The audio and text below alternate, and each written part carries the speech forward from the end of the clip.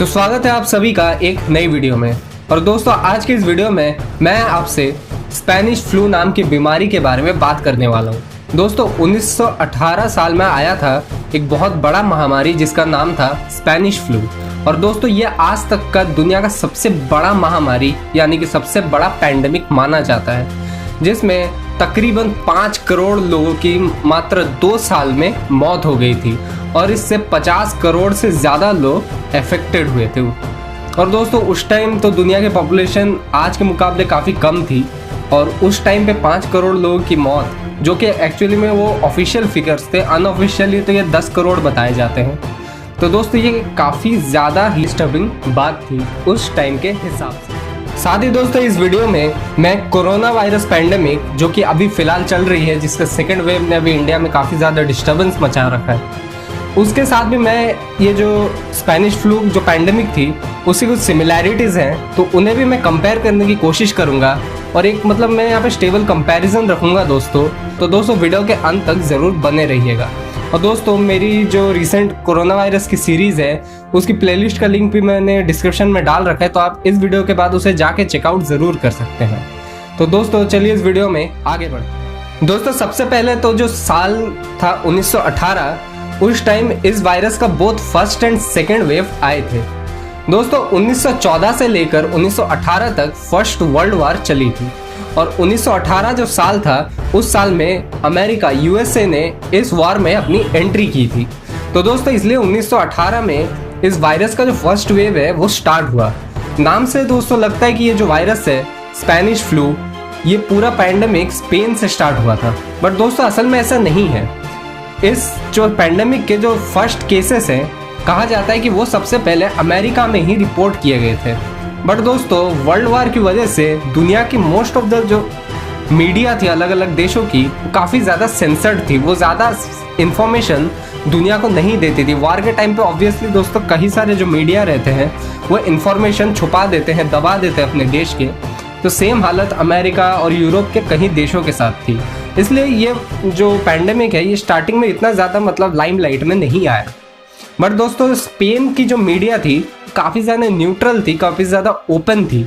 तो दोस्तों शुरुआती दौर में स्पेन ने ही सबसे ज़्यादा इस पैंडेमिक को कवर किया था, दुनिया के सामने सबसे ज़्यादा इसे टेलीकास्ट किया था, जिस वजह से लोगों को लगने लगा कि हाँ यार ये पैंडेमिक तो स्पेन से ही स्टार्ट हुआ है। और इसी वजह से दुनिया के बाकी देशों ने भी फोर्स किया कि हाँ ये स्पेन से स्टार्ट हुआ है, इसी वजह से इसका नाम स्पेनिश फ्लू रख दिया गया। बट दोस्तों असल में ये स्पेन से स्टार्ट नहीं हुआ था। दोस्तों अमेरिका जो देश है यहाँ से ये स्पेनिश फ्लू असल में स्टार्ट हुआ था, ऐसा रिपोर्ट्स का मानना है। काफ़ी ज़्यादा जो रिपोर्ट्स हैं वो आज एग्जिस्ट नहीं करते हैं, डिटेल डॉक्यूमेंट्स भी आज एग्जिस्ट नहीं करते हैं। जो जितने रिपोर्ट्स एग्जिस्ट करते हैं उस हिसाब से ही साइंटिस्ट ने ये प्रेडिक्ट किया है। दोस्तों 1918 में जो अमेरिकन ट्रूप्स थे, मिलिट्री थी अमेरिका की, उन्हें यूरोप भेजा गया लाखों की तादाद में जंग लड़ने के लिए। दोस्तों ये जो अमेरिकन सैनिक थे ये अपने साथ इस वायरस को यूरोप तक लेके गए और फिर वहाँ से ये वायरस पूरी दुनिया में फैल गया। अगर अमेरिकन सैनिक यहाँ से नहीं लेके जाते तो ये जो था पैंडेमिक ये शायद एक एपिडेमिक बन के रह जाता अमेरिका में। दोस्तों वहाँ पे ट्रेंचेस में लड़ाई होती थी, काफ़ी अनहाइजीनिक कंडीशंस होते थे वर्ल्ड वार 1 के टाइम पे। लोग काफ़ी कीचड़ में, बारिश में क्लोजली रहते थे, वहाँ पे खाने पीने का कोई ठिकाना नहीं था। सो दोस्तों इसी वजह से वायरस जो है काफ़ी ज़्यादा ट्रांसमिट होता गया और दोस्तों ये इसी तरीके से काफ़ी ज़्यादा स्ट्रॉन्ग बनता गया। दोस्तों इस पैंडेमिक का जो फर्स्ट वेव था, जो पहला दौर था इस पैंडेमिक का, वो काफ़ी ज़्यादा माइल्ड था। बीमारियाँ फैल तो रही थी बट उस हिसाब से नहीं फैल रही थी, उतने रेट से नहीं फैल रही थी और जो डेथ टोल भी थे वो भी काफ़ी ज़्यादा लो थे। साथ ही जो मीडिया थी वो भी काफ़ी ज़्यादा सेंसर्ड थी। तो ये जो पूरा पैंडेमिक था वो उस हिसाब से कवर नहीं हो पा रहा था और उस टाइम वार भी जोरों शोरों से चल रहा था, तो दुनिया के लोगों को इस तरफ उतना ध्यान देने की ज़रूरत नहीं पड़ी। बट दोस्तों इसका जो सेकेंड वेव था वो 1918 के फॉल सीजन में ही आ गया और दोस्तों ये काफ़ी ज़्यादा डेवस्टेटिंग साबित हुआ। जो डेथ टोल्स थी वो बढ़ने लगी, लोग कुछ घंटों में या कुछ दिनों के अंदर ही दम तोड़ने लगे। वायरस काफ़ी ज़्यादा म्यूटेट हो गया और काफ़ी ज़्यादा फैलने लगा, इन्फेक्शंस काफ़ी बढ़ने लगे, अमेरिका की हालत काफ़ी ज़्यादा बिगड़ने लगी। साथ ही जो अमेरिका ये वायरस अपने साथ लेके गया था यूरोप में, वहाँ पर भी ये वायरस काफ़ी ज़्यादा फैलने लगा। अब दोस्तों कई रिसर्चर्स का ये भी मानना है कि शुरुआती दौर पे ये वायरस ब्रिटेन या फिर जर्मनी या फिर फ्रांस में देखा गया था और कईयों का मानना है कि अमेरिका में देखा गया था। तो दोस्तों इस वायरस की ओरिजिन को लेके काफ़ी ज़्यादा विवाद है हमेशा से, और आज तक ये पता नहीं चल पाया कि असल में ये वायरस कहाँ से जनरेट हुआ था। सोर थ्रोट होना, सर दर्द होना, लॉस ऑफ एपेटाइट होना और जो भी बेसिक वायरस के जो स्टार्टिंग सिम्टम्स होते हैं वही सब इसके भी प्राइमरी सिम्टम्स थे। और दोस्तों जो सेकेंडरी सिम्टम्स थे वो थे की जो स्किन थी वो ब्लू कलर की हो जा रही थी। साथ ही दोस्तों जो लंग्स है वहाँ उसमें एक फ्लूइड भर जा रहा था। जैसे अभी कोरोना वायरस के टाइम पे लोग सफोकेशन से दम तोड़ दे रहे हैं, लंग्स जो है डैमेज हो जा रहा है, वहीं सेम हालत उस टाइम भी हो रही थी।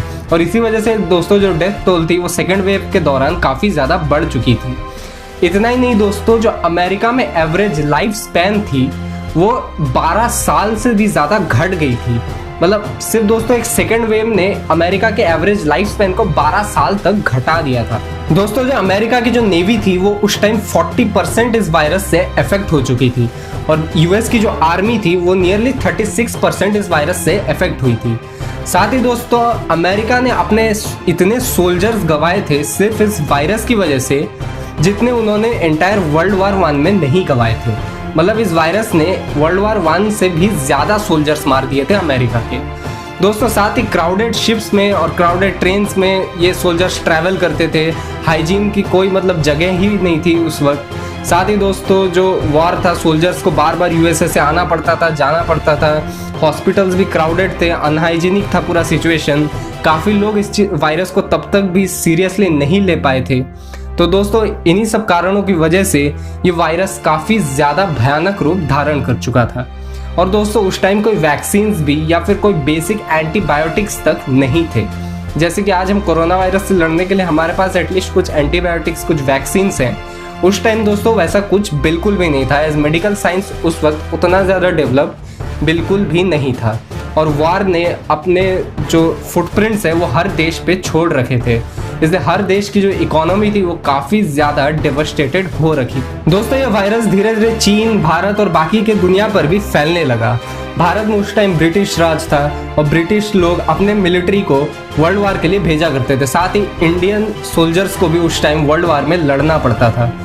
इसी वजह से दोस्तों इंडिया में भी इस वायरस ने काफ़ी ज़्यादा उधम मचाया और इंडिया में भी कई सारे लोगों की जानें गई। चाइना, जापान, हर देश में ये जो वायरस थी ये काफ़ी ज़्यादा डेवस्टेशन मचा रही थी। दोस्तों इसी दौरान फिलाडेल्फिया शहर, जो कि अमेरिका का एक बहुत बड़ा शहर है, वहाँ पे एक मिलिट्री रैली कंडक्ट की गई। एक मिलिट्री परेड था, मिलिट्री के नाम पे उसे कंडक्ट किया गया। और दोस्तों शहर के मेयर ने इसे परमिशन दे दिया, ये कहते हुए कि वायरस तो वायरस है बट हमें अपने मिलिट्री की प्राइड को भी कंटिन्यू करना है। दोस्तों इसी वजह से फिलाडेल्फिया में इन्फेक्शंस इस परेड के बाद इतने फास्ट रेट से फैलने लगे कि मात्र एक हफ्ता के अंदर 1000 से ज़्यादा फिलाडेल्फिया के लोग मारे गए।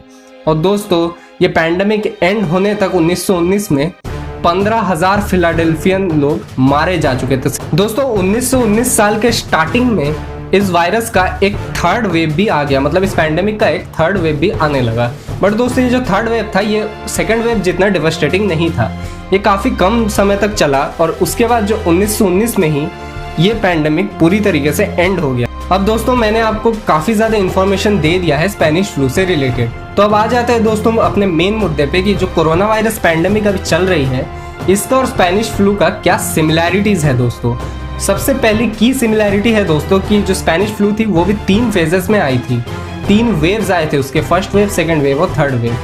कोरोना वायरस पैंडेमिक का भी आप देख ही सकते हैं दोस्तों, पिछले साल फर्स्ट वेव आई थी, अभी सेकेंड वेव चल रही है और थर्ड वेव भी जल्दी आने वाली है, ऐसा डॉक्टर्स और साइंटिस्ट का मानना है।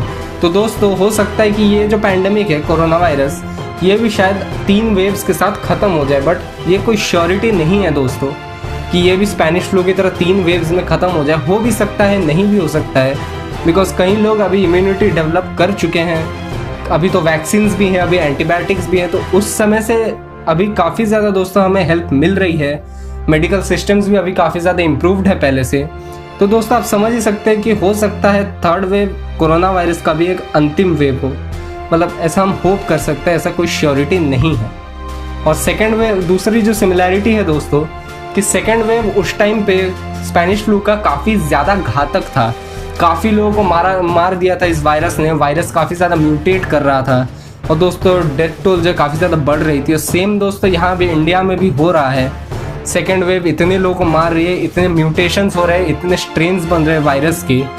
दोस्तों सिम्टम्स की अगर बात की जाए तो जो मैंने कहा था लंग्स डैमेज करता है, लंग्स को फ्लूइड से भर देता था जो स्पेनिश फ्लू का जो वायरस था, तो दोस्तों सिमिलर आप देख सकते हैं कि कोरोना वायरस भी है जो है वो लंग्स को टारगेट करता है, लंग्स को डैमेज करके इंसान को मारता है।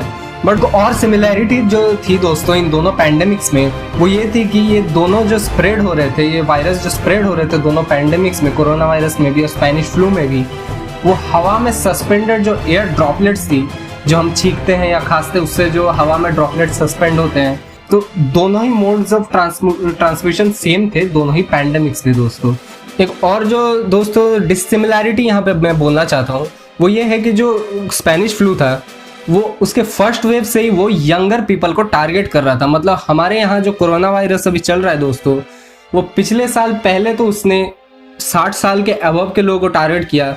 अभी सेकेंड वेव में ये मतलब 18 साल के ऊपर के लोगों को टारगेट कर रहा है। थर्ड वेव में कहा जा रहा है कि 18 साल के नीचे के बच्चों को ये टारगेट कर सकता है।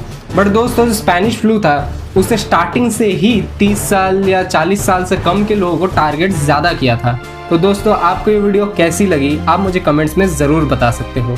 वीडियो पसंद आई हो तो लाइक कर देना दोस्तों, शेयर कर देना ज़्यादा से ज़्यादा, चैनल को सब्सक्राइब कर देना। मेरी पिछली वीडियो अगर आप नहीं देखे हो तो लिंक डिस्क्रिप्शन में है, जाके चेकआउट ज़रूर कर सकते हो दोस्तों। जो कोरोना वायरस का प्लेलिस्ट है उसका लिंक मैंने डिस्क्रिप्शन में डाल रखा है, उसे चेकआउट ज़रूर कर सकते हो। तो मिलता हूँ मैं दोस्तों आपसे एक नए इंटरेस्टिंग वीडियो।